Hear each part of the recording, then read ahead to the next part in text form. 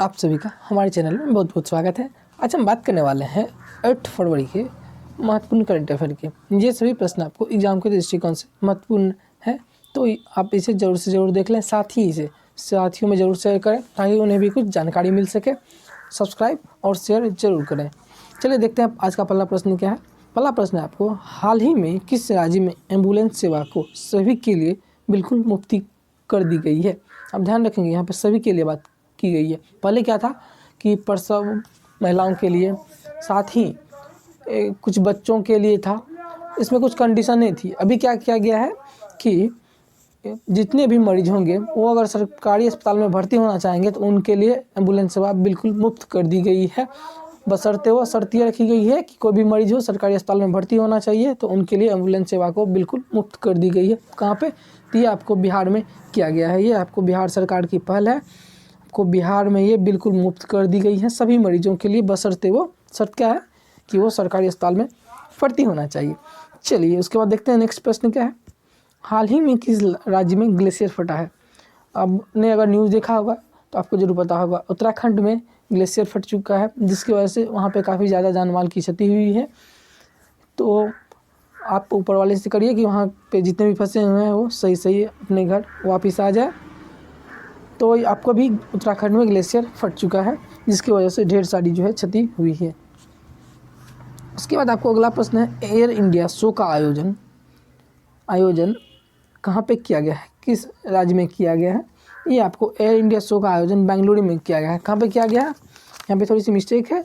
आपको कहाँ पे किया गया है कि, तो ये आपको बेंगलुरु में किया गया है, यहाँ पे सर होना चाहिए। तो आपको ये बेंगलुरु में किया गया है। कहाँ पे आयोजन किया गया है एयर इंडिया शो का, तो ये आपको बेंगलुरु में आयोजन किया गया है। बेंगलुरु को मैंने बताया था कि ये कई दृष्टिकोण से बेंगलुरु महत्वपूर्ण है आपको बेंगलुरु। तो यहाँ पे क्या किया गया आपको, इसमें होता क्या है कि ये प्रत्येक 2 वर्ष में एक बार आयोजन किया जाता है एयर इंडिया शो का। ये आपको एशिया लेवल पे होता है। तो इसमें आप अपने देश जो भारत है उनको आत्मनिर्भर बनाने के लिए दिखाया गया है। अगर आप इसके बारे में विस्तृत जानकारी लेना चाहते हैं तो आप राज्यसभा जो है यूट्यूब चैनल देख सकते हैं। उसके बाद अगला प्रश्न है आपको, किस राज्य सरकार ने ई वॉच मोबाइल एप्लीकेशन लॉन्च किया। किस राज्य सरकार के निर्वाचन आयुक्त ने ई वॉच मोबाइल एप्लीकेशन लॉन्च किया। अभी आपको आंध्र प्रदेश की सरकार ने ई वॉच मोबाइल ऐप लॉन्च किया है। कौन सा? ई वॉच मोबाइल ऐप, यानी कि निर्वाचन में जो पारदर्शिता लाने के लिए। अभी आप सुनते हैं कि ढेर सारी निर्वाचन में धांधली होती है, तो उन्हीं में पारदर्शिता लाने के लिए आपको क्या किया गया है, ई वॉच मोबाइल एप्लीकेशन लॉन्च किया है। कहाँ पे लॉन्च किया गया है, तो ये आपको आंध्र प्रदेश में लॉन्च किया गया है। किस चीज़ के लिए? तो निर्वाचन में पारदर्शिता लाने के लिए किया गया है। उसके बाद अगला प्रश्न आपको, हाल ही में सिनोवैक टीके को मंजूरी देने वाला देश कौन सा है। अभी आपको इंडोनेशिया में ये जो है आपको सिनोवैक टीका, ये आपको चीन की एक कंपनी है जिन्होंने जो है मैन्युफैक्चरिंग किया। इस टीके का नाम है सिनोवैक टीका। ये कोविड-19 वैक्सीन है, जिसे कि आपको इंडोनेशिया में इसे मंजूरी दी गई। कहाँ पे मंजूरी दी गई है, तो इसे आपको इंडोनेशिया में मंजूरी दी गई है। ये कहाँ की टीका है, तो ये आपको चीन की वैक्सीन है, जिसे कि आपको इंडोनेशिया में जो है इसे मंजूरी दी गई है। अपने यहाँ भी है कोविशील्ड और कोवैक्सीन, जिसे कि आपको एक साथ दो जो है कोविड-19 वैक्सीन को एक साथ मंजूरी दी गई थी। तो ये ज़्यादा प्रभावी है अपने यहाँ का इंजेक्शन, ठीक है। ये आपको सिनोवैक टीका जो है ये कहाँ की कंपनी है, चीन की कंपनी है। इसे किसने मंजूरी दी है, तो इसे आपको इंडोनेशिया ने मंजूरी दी है। उसके बाद नेक्स्ट प्रश्न, हालिया नीति आयोग की रिपोर्ट के अनुसार आकांक्षात्मक जिलों की सूची में कौन शीर्ष स्थान पर है। नीति आयोग यह प्रत्येक वर्ष मासिक रिपोर्ट जारी करता है। आकांक्षात्मक जिलों का मतलब है कि वे जिले जो अच्छे तरीके से प्रोग्रेस नहीं कर रहे हैं, उसका 1 महीने का प्रोग्रेस जो है वो कितने पिछड़े हुए हैं वो है। अभी आपको श्रावस्ती जिला सबसे जो है शीर्ष स्थान पे है आकांक्षात्मक जिलों में। उसके बाद नेक्स्ट प्रश्न है आपको, हाल ही में असोम माला परियोजना का शुभारंभ किन के द्वारा किया गया है। क्या प्रश्न है आपको, असोम माला परियोजना का शुभारंभ किन के द्वारा किया गया है। तो अभी आपको असोम माला परियोजना का शुभारंभ प्राइम मिनिस्टर नरेंद्र मोदी के द्वारा किया गया है। किन के द्वारा? प्राइम मिनिस्टर नरेंद्र मोदी के द्वारा ये आपको शुभारंभ किया गया है। अच्छा, ये क्या होता है, ये होता है आपको हाई डिस्टेंस जितने भी जो स्टेट हाईवे हैं उनको डिस्ट्रिक्ट हाईवे से कनेक्टिविटी को अपग्रेड करने के लिए ये आपको असोम माला परियोजना का शुभारंभ किया गया है। किन के लिए? तो जितने भी स्टेट हाईवे हैं उनको डिस्ट्रिक्ट हाईवे से कनेक्ट करने के लिए ये आपको किया गया है।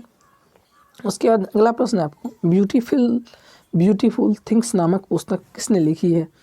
एक चीज़ यहाँ पे गौर करिए, कभी कभी आप ऑप्शन में भी कंफ्यूज हो सकते हैं। इसमें क्या सब ऑप्शन है, Joe Biden, Hunter Biden, Michelle Obama, Kamala Harris. ये अगर सभी पे गौर किया जाए तो ये सभी आपको अमेरिका से बिलोंग करते हैं। इसको जो है ब्यूटीफुल थिंग्स किसने लिखी है, तो इसे आपको लिखी है हंटर, क्या नाम है इनका, हंटर बाइडेन। ये कौन है हंटर बाइडेन, ये आपको जो बाइडेन के बेटे हैं। जो बाइडेन के बारे में जानते हैं आप, ये आपको हाल ही में अमेरिका के जो है नवनिर्वाचित राष्ट्रपति बने हैं जो बाइडेन, उन्हीं के बेटे हैं हंटर बाइडेन। इन्होंने ब्यूटीफुल थिंग्स नामक पुस्तक लिखी है। किसने लिखी है, तो हंटर बाइडेन ने लिखी है। उसके बाद अगला प्रश्न है आपको, किस राज्य सरकार ने मुख्यमंत्री विज्ञान प्रतिभा परीक्षा को मंजूरी दी है। तो मुख्यमंत्री विज्ञान प्रतिभा परीक्षा, इसे जो आपको दिल्ली की सरकार ने, कहाँ की सरकार ने, दिल्ली की राज्य सरकार ने, दिल्ली के अभी वर्तमान मुख्यमंत्री कौन है, अरविंद केजरीवाल, इन्होंने जो है मुख्यमंत्री विज्ञान प्रतिभा परीक्षा को मंजूरी दी है। इसमें क्या होगा कि जो भी बच्चे हैं वो 8 में अगर 60% या इससे एवं मार्क लाते हैं, उसमें लगभग 1000 स्टूडेंट को, तो उस हिसाब से छात्रवृत्ति प्रदान की जाएगी इस योजना के अंतर्गत।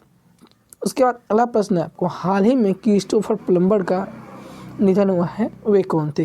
ये क्रिस्टोफर प्लम्बर एक अभिनेता थे जिसका कि हाल ही में निधन हो चुका है। कौन थे ये, तो ये एक अभिनेता थे, हाल ही में इसका निधन हो चुका है।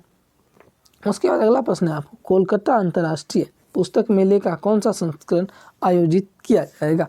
अभी आपको जुलाई में, कब, तो आपको जुलाई में ये आयोजन किया जाने वाला है। कौन सा, कोलकाता अंतर्राष्ट्रीय पुस्तक मेले का कौन सा संस्करण, तो ये आपको 45वां संस्करण आयोजित किया जाएगा। कब किया जाएगा, तो ये आपको जुलाई में किया जाएगा। इसका सही आंसर क्या होगा, तो 45वां संस्करण। ठीक है। उसके बाद नेक्स्ट प्रश्न है, किस राज्य सरकार ने टाटा समूह के सहयोग से भारतीय कौशल संस्थान स्थापित करने की घोषणा की है। क्या है, किस राज्य सरकार ने टाटा समूह के सहयोग से, किनके सहयोग से, तो टाटा समूह के सहयोग से भारतीय कौशल संस्थान स्थापित करने की घोषणा की है। तो इसका सही आंसर क्या हो जाएगा, ये उड़ीसा हो जाएगा। उड़ीसा जो है अभी हाल ही में उड़ीसा की सरकार टाटा समूह के सहयोग से जो है आपको भारतीय कौशल संस्थान को स्थापित करेगी। उड़ीसा के बारे में आप जानते होंगे, उड़ीसा में आपको चिल्का लेक है जो कि खारे पानी की सबसे बड़ी झील है, इसके लिए आपको प्रसिद्ध है। उड़ीसा में आपको APJ कलाम द्वीप है। ठीक है। उसके बाद आपको जो है ये बालासोर उड़ीसा में ही स्थित है। तो ये इन सब चीज़ों के लिए जो है उड़ीसा या उत्कल दिवस आपको प्रत्येक वर्ष 1 अप्रैल को उड़ीसा या उत्कल दिवस मनाया जाता है। इतना चीज़ आपको उड़ीसा से महत्वपूर्ण है। उसके बाद अगला प्रश्न आपको, असम में पहले हेलीपैड का उद्घाटन कहाँ किया गया है। असम में एक जगह है माजुली, ठीक है, यहीं पे आपको पहले हेलीपोर्ट का उद्घाटन जो है किया गया है। ये हेलीपोर्ट क्या होता है, ये हेलीपोर्ट आपको होता है कि जहाँ पे हेलीकॉप्टर जो उतरती है, यहाँ पे उतर सकती है हेलीकॉप्टर। तो कहाँ पे है, ये आपको माजुली में है। पहले जो है असम के पहले हेलीपैड का उद्घाटन कहाँ किया गया है, तो माजुली में किया गया है। इसका सही आंसर हो जाएगा माजुली। उसके बाद अगला प्रश्न है आपको, भारत का प्रथम थंडर स्टॉर्म रिसर्च परीक्षण केंद्र कहाँ खोला जाएगा। क्या आपको प्रश्न, भारत का पहला थंडर स्टॉर्म रिसर्च परीक्षण केंद्र कहाँ खोला जाएगा।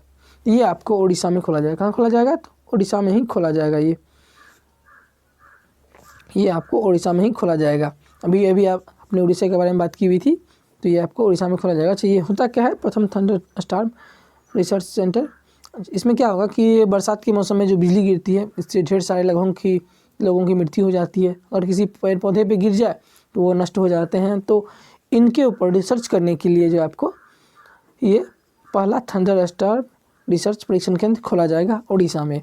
इसके ऊपर जो है शोध किया जाएगा, तो फिर इस हिसाब से आगे किया जाएगा।